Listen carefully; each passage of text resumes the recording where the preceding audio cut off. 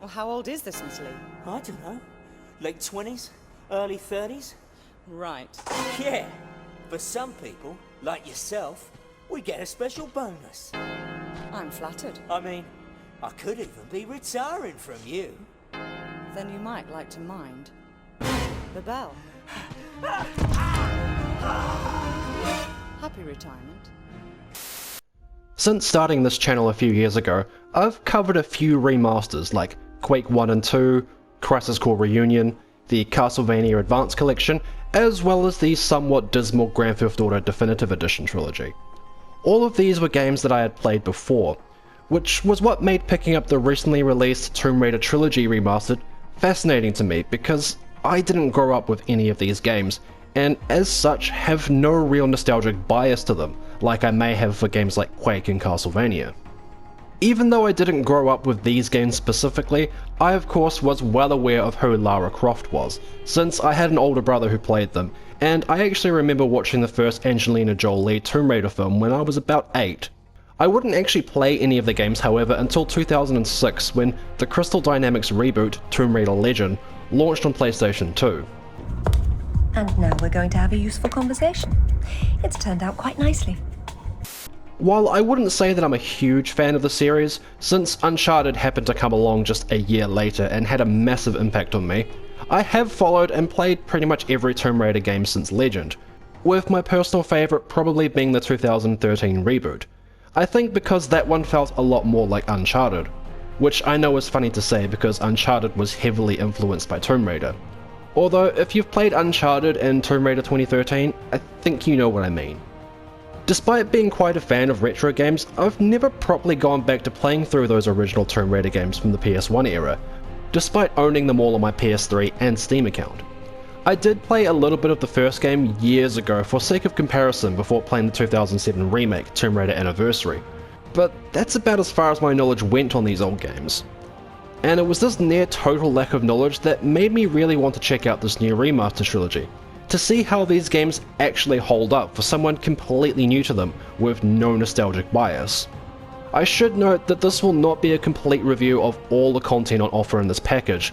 For time reasons, I skipped through the last few levels of Tomb Raider 2 and only completed about 2/3 of Tomb Raider 3, and I also didn't touch the expansion packs for Tomb Raider 2 and 3.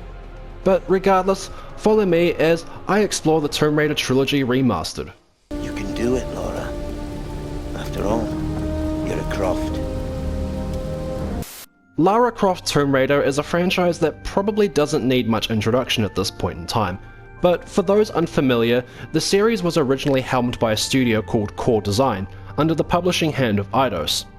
While initially starting development as a Sega Saturn title, Tomb Raider ultimately became a smash hit on the PlayStation and PC. Tomb Raider was a huge success at the time due to its impressive and innovative 3D graphics, gameplay, and of course the appeal of Lara Croft herself, who quickly became a video game icon. Core Design would go on to helm 5 sequels before the series moved on to developers Crystal Dynamics in 2004, following the ill-fated release of Angel of Darkness, leading to the subsequent reboot with Tomb Raider Legend, and also the more recent Survivor reboot in 2013. Now, while the Legend trilogy received a nice PS3 collection and the PC ports on Steam seemingly run with no issues, the original PlayStation era of the series for years had been left behind as is. This of course has led to a number of restoration attempts from fans, like this Tomb Raider 2 Anniversary demo, which is actually a mod for Tomb Raider 4, that looks a little bit like an early PSP game. There's also a project called Dagger of Zion, which is more of a reimagined remake in a similar vein to Tomb Raider Anniversary that I'd also recommend checking out. One of the more popular efforts was an open source engine called Open Lara that aimed to let you run the old games easily on PC or other systems, with some visual enhancements like new shadows, water effects, and reflections. This project would end up being successful enough that the developer was actually recruited by Aspyr to help restore and enhance these original games.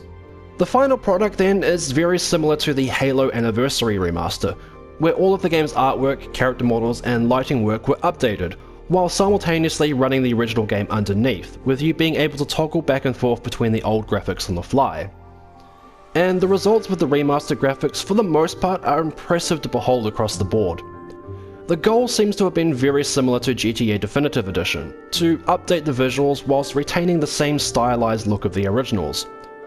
Lara's new character models are vastly more detailed than the original PlayStation versions, with her now featuring proper facial animations during cutscenes, but she also bears more resemblance to her model from Core's last game, Angel of Darkness, rather than the one from Legend, which I guess makes sense. I don't think I'm that kind of Croft. All of the game's level geometry and layouts remain mostly identical to the original counterparts, but everything else has been overhauled. All of the new artwork seems to be a mix of the original textures upscaled with AI and completely redrawn textures that look great for the most part, though I did find the new fleshy textures in the Atlantis levels looked a bit off. Probably due to the fact there's no new geometry added to the levels to help sell the fleshiness of the textures.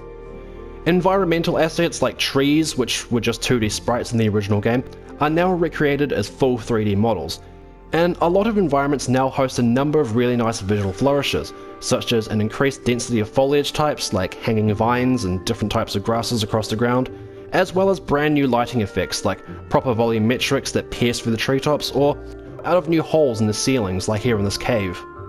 Sometimes the visual changes can appear subtle, particularly in a lot of the interior locations, while at other times they are very drastic, like this ruined opera house in Tomb Raider 2 now has a massive dome ceiling with a blue chandelier hanging that gives the scene a much richer looking appearance.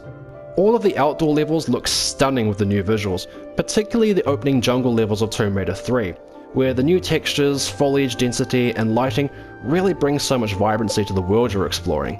And it's what makes flicking back and forth between the old and new visuals so fascinating, seeing all the creative ways the designers had tried to create more increasingly detailed worlds with such limited hardware and tools at the time. Isn't she beautiful? I'm falling in love all over again.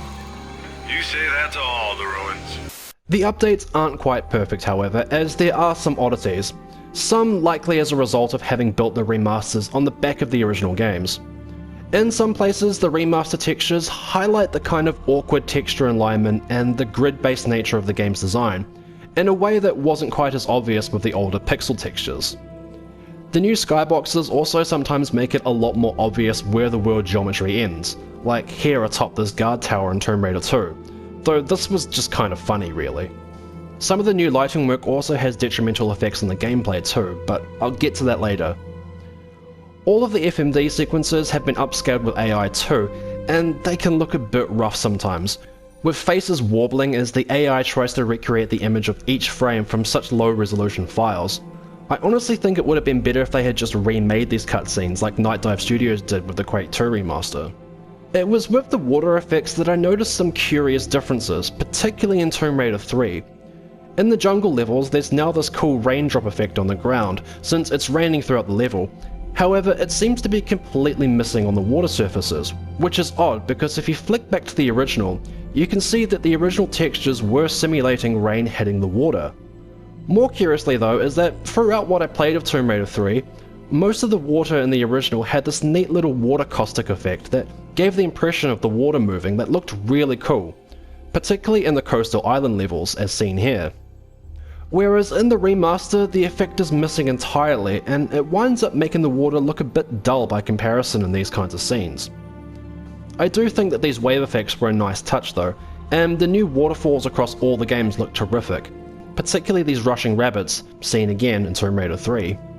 Ultimately though, the remaster visuals I think are a wonderful upgrade, and the original look is still there for those who prefer that style, which I think is a win for both newcomers and fans.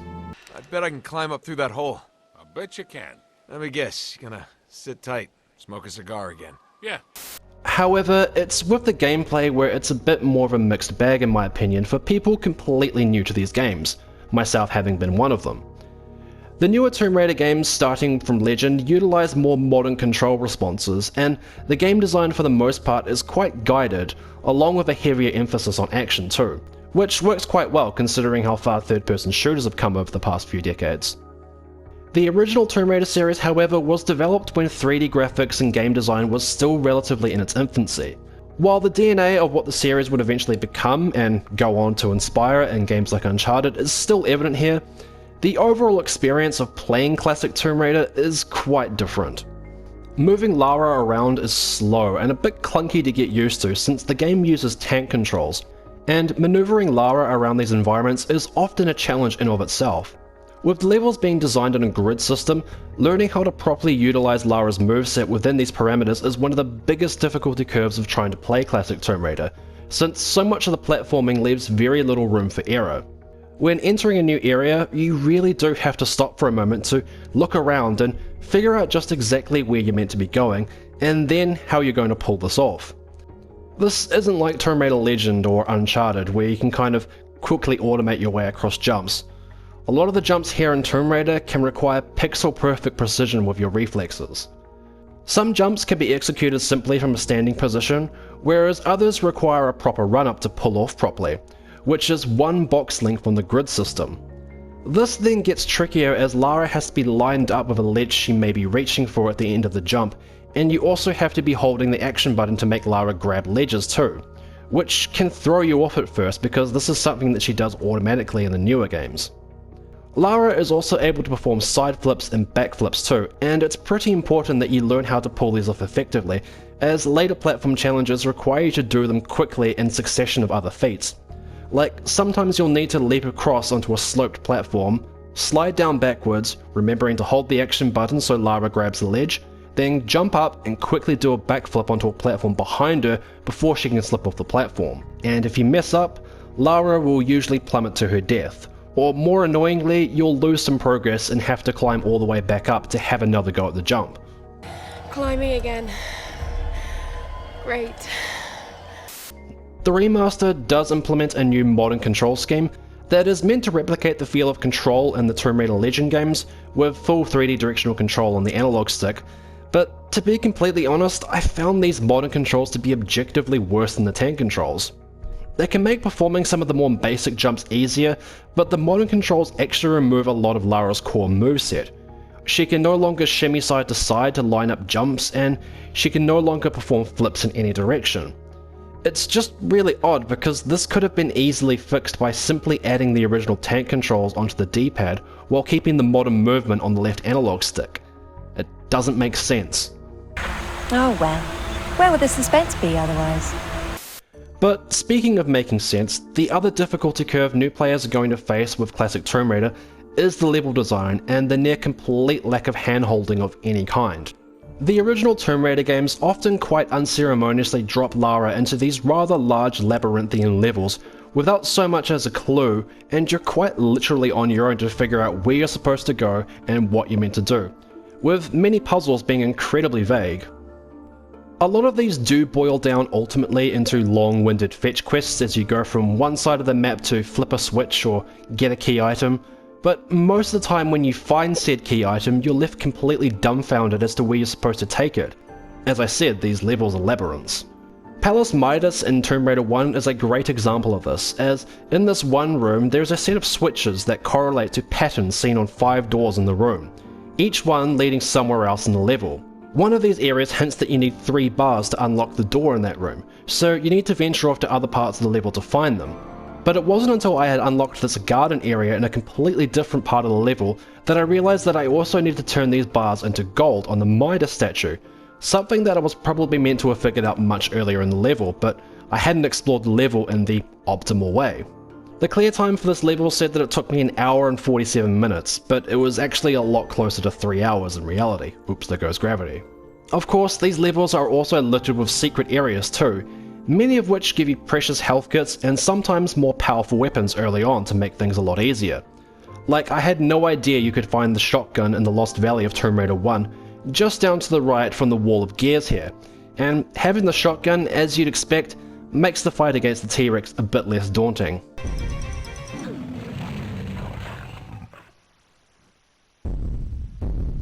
Thank God the remasters implemented a manual save system, because the amount of trial and error along with just straight up getting lost can be quite frustrating. I have no idea how people coped with the save crystal system in the originals, as all of these games, particularly 3, are very liberal with placing traps around the environments that kill you instantly. Is it always like this with him? Pretty much. It's unfortunate too then that the reworked lighting in the remasters can sometimes clash with the intended player readability of the levels, that can lead to unnecessary backtracking and running in circles.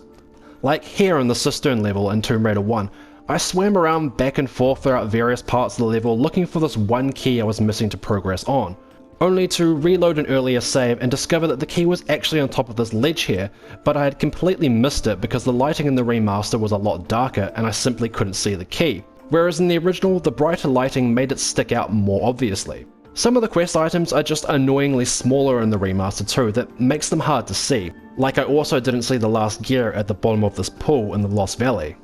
Curiously, the opposite issue seems to occur in Tomb Raider 2 and 3, where some areas that are meant to be pitch dark in the original, requiring Lara to use flares to illuminate the room, are a lot brighter in the remasters, and as such don't really require you to use the flares anymore. I imagine this won't be so much of an issue for returning fans who can probably speedrun these games while half asleep, but for new players this is going to be a bit annoying, so if you're feeling lost, try flicking back to the old graphics for a bit. Or, as I found out only when I was like halfway through Tomb Raider 3, you can use the game's photo mode to actually move the camera throughout the entire level and get a really good idea of where to go and where things might be hidden. And the reason it didn't occur to me to do this earlier is because I'm so used to photo modes in games like Uncharted that lock the camera within the vicinity of the player. It also doesn't help that in Tomb Raider 2 and 3, there are many walls and ceilings that Lara is able to mount on and climb. However, the texture work can often make it difficult to realise that some surfaces are even climbable in the first place, particularly the ceiling mounts, which again can lead to some unnecessary running around in circles.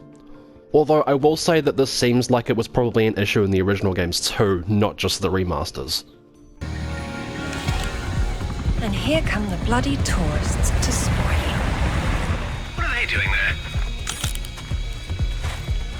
Getting into trouble. And this is all without even mentioning the combat in these games, which frankly kinda sucks and is easily the most outdated aspect.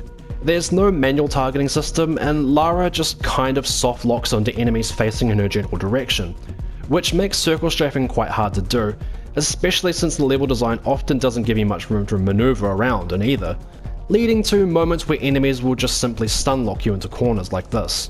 It might have been nice if the remasters had in fact updated the combat to something similar to the Siphon Filter games that came out after Tomb Raider 3, where you could lock onto enemies and still move about freely.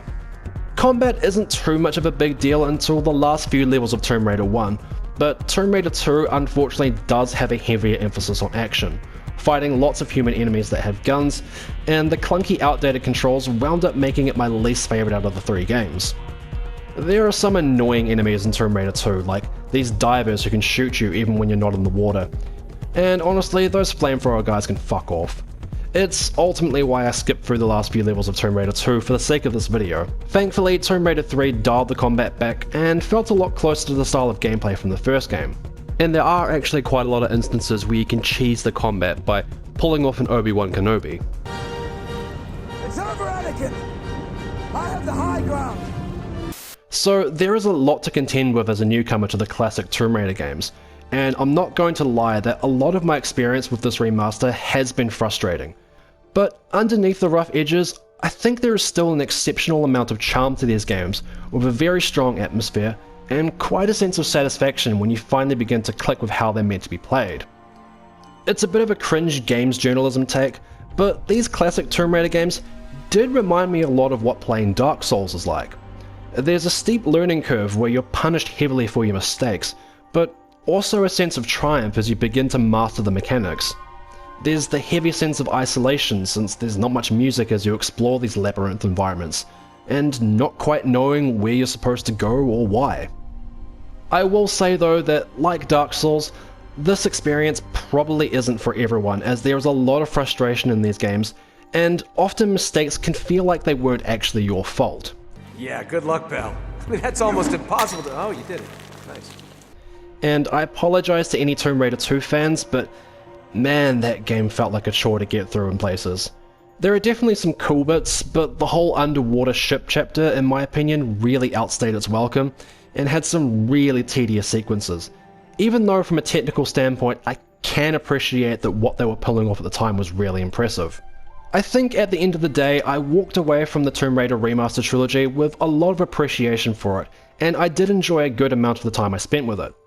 It was fascinating to see the beginnings of the series, both in terms of the game design, and also Lara as a character, because in some ways, she wasn't really much of a character in the first game, and it kind of felt to me like the developers made the levels of the game first, and then figured out how to thread a story through them later. She seemed to become a more fully formed character in Tomb Raider 3, which had a lot more cutscenes of her talking.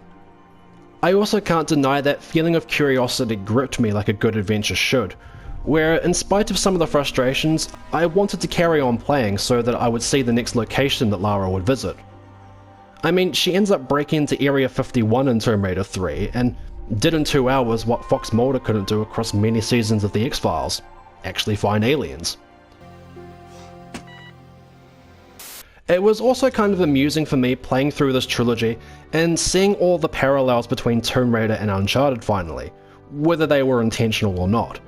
I mean, in both Tomb Raider 2 and Uncharted 2, Lara and Nate both end up in Tibet, trekking through the mountains, exploring old monasteries, and even wind up fighting Yetis, or weird dudes dressed up as Yetis in Nate's case. And then in Uncharted 3, Nate also happens to go to London just like Lara, and even ends up shooting his way through an abandoned subway. They also both end up in deserts in their third games. The oil rig and sunken ship sequences from Tomb Raider 2 also made me think of the boatyard and sinking ship sequences from Uncharted 3. Yes, I know Tomb Raider Underworld also did a sinking ship sequence first, but that's just not how my Uncharted brain works. You act like you've never seen a German U-boat in the middle of the jungle before. One last thing I want to mention before I finish this video is that in my research about Tomb Raider, I learned that around about the same time that Crystal Dynamics were developing Tomb Raider Legend, Core Design were actually hard at work developing their own remaster style remake for the original Tomb Raider for the PlayStation Portable, and was meant to launch in 2006 to celebrate the 10th anniversary. This project wound up being cancelled by Eidos when it was around 60% finished, and then, as we know, Crystal Dynamics went on to develop their own reimagined remake in 2007 called Tomb Raider Anniversary. Not too much was known about this remake aside from a leaked trailer in 2006, until a few years ago back in 2020, when an early playable build appeared online, and since then fans have attempted to restore this build into a playable state. Almost the entire game seems to be in this build in some form from what I gathered, but I only played through the first couple of levels out of curiosity, and it's really fascinating. The gameplay mechanics and overall layout design of the levels is mostly the same as the original game, but now with much moodier lighting work as seen in the first level, and a much higher level of geometric complexity with the environments, making the world look a lot less blocky like the original's grid-based design. It's kind of fascinating to make comparisons between the original game, this PSP remake, and the remaster we now have, as I think each version has its own unique traits that are appealing and impressive. While I do think that the remake we did get from Crystal Dynamics is a pretty cool game in its own right, I do feel it's a bit of a shame that this project never fully came to fruition, but I'm very glad this playable build exists, and I'm curious to see what fans do with it in the future. I'll leave a link to the download if you're curious to check it out for yourself, but bear in mind that it is a pretty rough build. Yeah, I was afraid you were going to say that. And with that all said, this has been my look at the Tomb Raider Trilogy Remastered. It's an impressive and loving visual update to these classic games from a bygone era. They're incredibly challenging games and oftentimes frustrating, which I think winds up making them feel less accessible to newcomers compared to some of the other remasters I've covered like Quake and Crisis Core. But there's some genuine charm to these games, and ultimately I think you should still check them out. If not, just to show publishers out there that there is a demand for restoring classic games like this on modern systems. You want Capcom to remaster Dino Crisis and Resident Evil? This might help move that along. But anyways, until next time, stay safe out there everyone, maybe don't wear shorts if you're in the snow, and I'll see you all in the next video. One more anal probing, gyro, pyro, levitating, ecoplasm, alien, antimatter story, and I'm gonna take out my gun and shoot somebody. Don't you think you've seen enough?